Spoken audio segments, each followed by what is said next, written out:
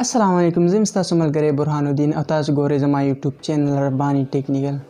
په نننۍ ویډیو کې به زه تاسو ته طریقه درښیم چې تاسو د خپلو ویډیوګانو پلیرلیست څنګه شئ جوړولی. پلیرلیست جوړول ډېر زیات ضروري د نن سبا یوټیوبرز دپاره.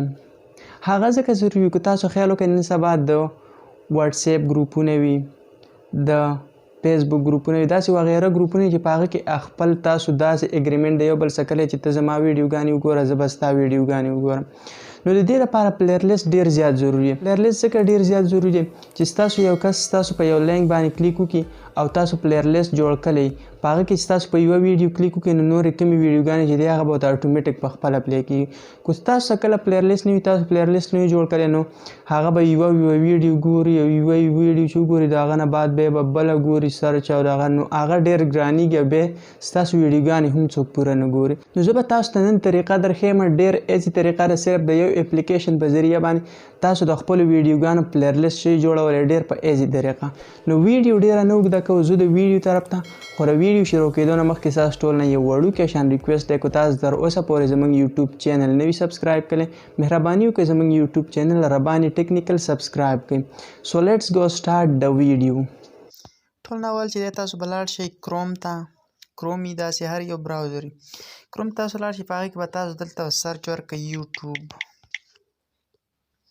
youtube.com چې تاسو دلته کله ورکړئ، دلته به راشئ، دا 3 ډاټس چې کوم ښکاري په دې باندې به تاسو کلیک وکړئ. صحیح شو؟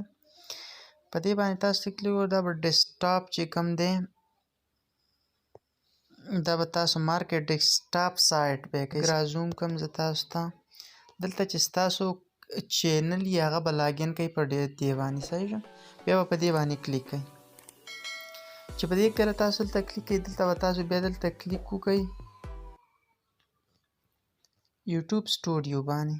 کولو نه بعد تاسو ته به دلته زه دا لږ رازوم کوم، دلته تاسو به کلیک وکړئ دا کوم دا 3 لیرز چې ښکاري په دې باندې. صحیح شو؟ چې په دې کلیک کله تاسو وکړئ، تاسو ته بیا دلته لیکلي دا دی نیو پلیرلیست. صحیح شو؟ نیو پلیرلیست دی. تاسو په دې باندې کلیک وکړئ، تاسو چې دلته څه پلیرلیست جوړول غواړئ څه په نوم باندې، مثلا رباني یا داسې بل یا داسې هر څه تاسو پلیرلیست جوړول غواړئ، نو تاسو به دلته د پلیرلیست نوم ولیکئ او دلته به په دې کریټ باندې کلیک وکړئ، ستاسو پلیرلیست جوړ شو. زه پلیرلیست نه جوړوم، زما سره پلیرلیست شته دی. زه اوس د دې ځای نه بیک کېږم، تاسو ته اوس طریقه درښیم چې ویډیو چې تاسو په کومه طریقه باندې په هغه کې ویډیو شئ ایډ کوئ. دا پیج چې دی دا زه ټول پرېږدم، زه ځم واپس بیک. دویم کې به تاسو راځئ، بیا اول خو ستاسو پلیرلیست جوړ شو، په دغه طریقه باندې تاسو یو پلیرلیست جوړ کړئ. صحیح شو؟ چې پلیرلیست تاسو د جوړ کړئ، تاسو به راشئ دلته وای یو سټوډیو ته. صحیح شو؟ د ګوګل پلی سټور نه شئ ډاونلوډ کوئ، په دې باندې به کلیک وکړئ. چې په دې کله تاسو کلیک وکړئ دا اوپن شي، مثلا ستاسو دا ویډیوګانې دي، ستاسو هر څومره ویډیوګانې تاسو وایئ چې زه دا په پلیرلیست کې څنګه شامله کړم. صحیح شو؟ نو تاسو به په ویډیو کلیک وکړئ. صحیح شو؟ ویډیو تاسو اپلوډ کړی را به شي، په ویډیو به کلیک وکړئ. په ویډیو باندې تاسو کله کلیک وکړئ، بیا به راشئ په دې باندې کلیک وکړئ. صحیح شو؟ په دې بالفین نشان باندې تاسو کله کلیک وکړئ، نو بیا به دلته لاندې راشئ، دلته تاسو ته لیکلي دي ایډ ټو پلی لیست. صحیح شو؟